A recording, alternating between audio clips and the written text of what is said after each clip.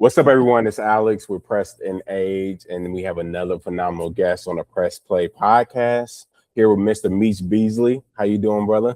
Man, I'm good. How you, man? I'm doing well. I'm doing Good. well.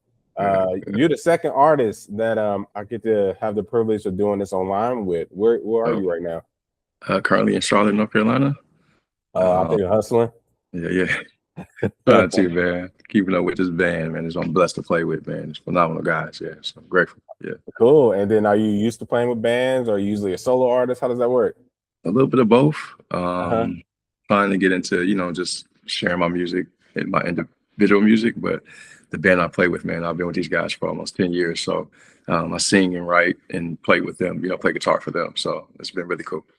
Cool. So I guess this kind of goes into my next question. Tell me a little bit about yourself, to our audience about yourself, where you're from, anything you feel like they should know. Yeah, man. Born and raised Cleveland, Ohio. Okay. Yeah, man. Brought up in church background. A lot of my family, both sides, musicians.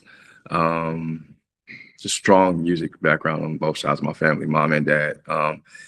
And started playing music around 5, self-taught. Nobody really knew I played for a long time. Okay. Until my father walked in and heard me playing and was like, wait, who taught you? So music has been something that's, it's not something, elder sat down and was like, hey man, you're gonna do this, so let me show you how to do it. It was like, nah, I love this and I want to do it. So music is a major part of my life, man. And so moving to the East Coast, culturally, it just expanded my perception of like how far music could go or how far I could see music. And so culturally, man, I was just open to all kinds of music, reggaeton, it's everything, man. I was just captivated, man. So now, I have a more diverse view on music, from the gospel, R&B, blues, especially soul, all of that, man. So yeah, man, recently, so spent a lot of time in Maryland, and did some moving around Texas and all that, but now I'm currently in Tennessee, man. And even there, man, seeing culturally where you get to see that, the countryside of things. And I actually, so the first instrument at 5 I started playing was the steel guitar, which is predominantly a country instrument, a blues instrument, but my family kind of made it more of a bluesy Delta, Mississippi Delta type style. And so yeah, man, I'm loving what Tennessee brings musically, and it's really cool. It's really cool. Like the more I do there, the more people I meet, it's been really cool. So yeah, man, music has been a major part of my life and upbringing. So yeah. And you was talking about how you moved to the East Coast and then moved to Tennessee. I'm guessing Nashville area. Yes, sir.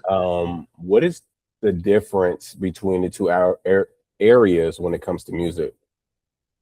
Yeah, like I said, I mean, I think they're both extremely diverse. I would say that, you see a lot of the Hispanic cultures in the Nashville area, more than I thought it was, and so you see that presence and you hear the music. Just you sitting at a red light and somebody pulls up next to you and you got some reggaeton bumping next to you. You know what I'm saying? So it's just, it's really cool, man. Just hearing the sounds of Tennessee, and you go downtown, man, you hear Broadway and you hear, from the rock, you know what I'm saying, to the blues, to the country. And I actually did a R&B soul night down there. So it's like, it's super diverse where they're offering music. And I have a love for music, not just a genre. I love music, period. You know what I mean? So it's really, really cool. So I wouldn't say it was a huge difference. I think Tennessee definitely culturally, as a culture, Nashville caters to music, the love for music and the support for the musician and the singers, the support for music is present and it's evident. Yeah. So I love that, man. I think that'd be the major difference. And back to your upbringing, when did you know that, hey, I'm going to be doing music full time? I know you started when you were 5 and playing instruments, and most people say, oh, I want to be a singer or a basketball player or something like that, right? Yeah. When did you say, no, I'm about to perfect my craft and spend my energy and time into this? Wow, man. It's a great question. So I've been playing since I was a kid, but most of the time, I was playing in church. Yeah. So, grandfather was a pastor, you know what I'm saying? So I was, Yeah. The only musician in the church, me and my brother. And so that morphed into football was my first love. Like, so I love music, but football became like, this is it. I'm doing this. I'm putting all that, music was something I did on the side. Writing songs was something I did on the side as a kid, teenager. And it wasn't until I was 18 where I picked up the lead guitar and I put down the steel guitar and I was like, I think I want to take this a little further. Yeah. And watching people like John Mayer and like do his thing, man, and how he's just super unique in his delivery. Like, I was like, oh yeah, I want to do that. I want to do that. I want to play guitar. And of course, everybody was against it. Like, oh man, you play steel guitar, just stick with that. I'm like, nah, I think I want to play guitar. And so it wasn't until I was 18, man, to where I was just like, you know what, I'm going to do this. And I spent like 2 summers just in my dad's basement, just guitar in my hand at all times, playing to commercials and all that kind of stuff, man. Like you said, perfecting that craft and really putting in the time. And so I did that simultaneously while still pursuing football. But at right about 18, I was like, yeah, I think I want to play guitar and I want to do it, man. Really travel and see where it takes me. Yeah. Yep. So I'm not a musician. So this is going by what I can tell changes in music because I do enjoy it. One thing that I hear from musicians, because you're starting to hear changes from 90s, 2000s, 2010s, 2020s. One of it is the elimination of the bridge and things of that nature. You growing up in church, somebody once said to me that the music is changing and people are not perfecting their craft because they're not spending time and learning in church on how to play music, how music is supposed to be written, how it's supposed to sound, how it's supposed to be, put together. How do you feel about that statement? Man, I'm very, very, that's a powerful statement. There's some truth to it. And of course, upbringing kind of introduces some fallacy into the equation. You know what I'm saying? Where it's like, I don't know, because not every songwriter grows up in the church environment, right? Or every creator. But I do agree that being a church kid, that it was the foundation for me, and it's a powerful foundation. It's not the only foundation, but it is a powerful foundation. I think it did solidify a discipline, man, and we're in the era now where we got AI. You just toss your idea, you know what I'm saying, out, and it'll produce a whole song for you. And so that where I know that the beautiful thing is that some of us creatives are staying true to the authentic creative process that requires our souls, our minds, even our physical bodies collectively, man, to really produce something that resonates with people and really comes from the heart and reaches the heart. And I think, man, so I think that was a powerful thing. I think with church, church really opened up the spirit, you know what I'm saying? Like really created an environment for this is spirit first. And of course, the what was happening spiritually was displayed externally through, hands lifted, tears, crying, people dancing, whatever. But I think, even from the juke joints, I love one of the movies that stand out to me is Sinners. There was a spiritual transaction happening in this space, in the backwoods of Mississippi, but it was displayed physically, but there was music being created that changed people. It changed moments, and people didn't leave the same way. You know what I'm saying? So I believe in any space, man, where we allow the creator to influence us as creatives. Man, things happen. Like we're amazing things happen. I think that's a powerful. I think it's just human connection. Church is a gathering space. The juke joint's a gathering space. You know what I'm saying? Like it's all a gathering space. So I think it's more powerful when humans connect authentically and on one accord. Man, amazing things happen. Amazing things happen. Yeah. So great answer. Great explanation. Let's go back to your inspirations. You mentioned John Mayer. That was the first name that came to mind, I guess, when you was talking about the guitar. Is he your main inspiration, or do you have other ones, or what do you think? Yeah, I definitely have other inspirations. John Mayer is the reason I was watching Michael Jackson's funeral. Real time. I'm just watching his funeral, and then I'm going through the whole thing, seeing Usher get up there, everything, but I see John Mayer get up and play Human Nature, which is one of my favorite songs, like ever written. I just love that record. So he's playing this, and it, like we talked about, it's just what came from him resonated with me. Like, it was powerful. And I was like, yeah, I'm starting today, and I'm gonna do something like that.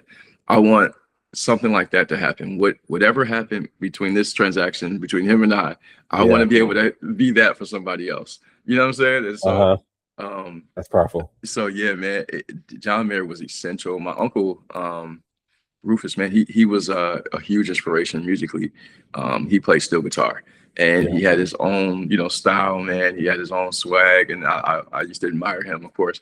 And of course, if we go to the greats, man, Ray Charles, Prince, a lot of those guys, man. And you'll hear it in my music, man. I don't rest in a certain genre. I allow my life to be the notebook, you know what I mean? And it's like, wherever I am, I allow the song to be created right then and there. And however that comes out, if it has a, blues feel to it, if it has a soulful feel to it, if it has a more gospel feel to it, if it has whatever it is, like, I allow that to be the authentic truth. Whatever I hear is what I release, man. And so those are my inspirations, man. Those are some of the most, in my opinion, just some great creatives that have really, man, inspired me big time musically. Yeah. So tell me about some of the music that you have. I know you have might have just released an album. Yeah.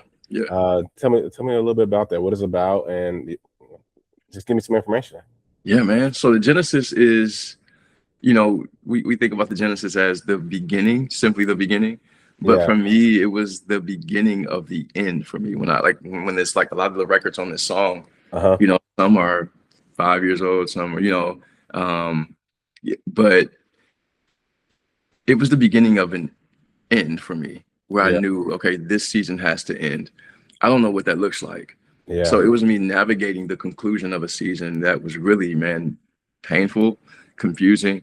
And so, and that's why I call it the Genesis, because it was also the introduction to what I knew there was a new horizon, waiting, so it's literally the soundtrack of my day to day. Some of it was just my motivations. A lot of the songs, Keep Moving and Days Along on there. A lot of those songs were songs to me. Like, man, you got this. Keep going. Like, me, sitting in the room, just like, man, like asking myself questions, like, and I'm just putting on paper and wondering, like, I'm not the only guy that's, sat and had these questions, like, so really wanting to share this truth. Now the love songs were real time, man, going through the pain and asking myself the questions, and, or finding the answers to a lot of the questions, so it's really cool, man. So I think the Genesis is, I haven't promoted like I should, but definitely in this new season, man, I'm excited to share this, definitely with you guys after being there and experiencing, man, Fresh and Age in real time. I'm like, man, the atmosphere was incredible. I was just like captivated with the people, just in the culture set, even before the people got in there. I was just really excited about that. So I'm definitely excited to share that, man, for real. This Genesis album is really something special, and I'm excited about the next one, We're excited to hear it, man. We're excited to hear. We at the press play, we got to hear you actually get on the guitar. We got the, I don't know if you were planning on doing that, or if Antoine was just like, here, this is what we doing. No, I was not planning on playing at all. No. And then it's good to see your artistry as well, even with the way you guys are set up and spent time doing all that. So we really appreciate it. Sure. You are coming on, what is the exact, I just forgot. Is it Monday, I believe? It's Monday, but it's August 17th. Yes, Monday, August 17th, and we're excited about it. Anything that you want to, any lasting words or anything that you want to leave with your fans or people that are just watching you for the first time, and what are some of the takeaways or something that you want them to walk away with? Man, always, if I say anything, man, definitely to my creative community, like, and remain a grateful creation. Like, I think in this age, we create so much daily. We start businesses, we make we write our own songs. We can build a guitar, we can chop the tree down and make a phenomenal instrument. We can do these things, awesome. But we forget that we're also a creation. And it's like, rely on something, rely on the source that created this beautiful, universe that we live in. You know what I'm saying? Whatever you believe Yeah. in. I don't subscribe to anything specifically. I just want you to just tap into something deeper and beyond the surface, and allow yourself to be inspired, man, daily. Okay. Daily. Don't let a day go by where something beyond you, or even human connection, of course, you know, in this day of AI, like, get out and connect with other creators, man. Write something, make something cool, man. Just don't stop creating. That's what we're here for. We're here to, you know, do what we can with this beautiful earth we've been blessed with, man, and steward it well, and just continue creating and don't stop creating.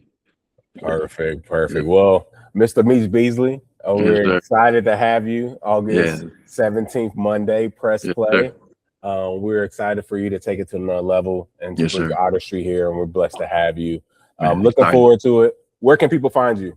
Right now, I'm just restarted my IG, so if you do go there and there's nothing there, the posts are coming. I'm just putting it together. But just restarted. But it's at Meech Bees on IG. At Meech Beasley, I'm sorry. Meech Beasley at IG on IG. So and Facebook the same thing. Okay. Meech Beasley. Yep. Perfect, man. Well, we're gonna make sure we push that out. Everybody come through August 17th, Monday, to see Mr. Meech Beasley, man. We really appreciate you coming on. Man, appreciate you, brother. Thank you so much, man. Thank you. Yes, sir.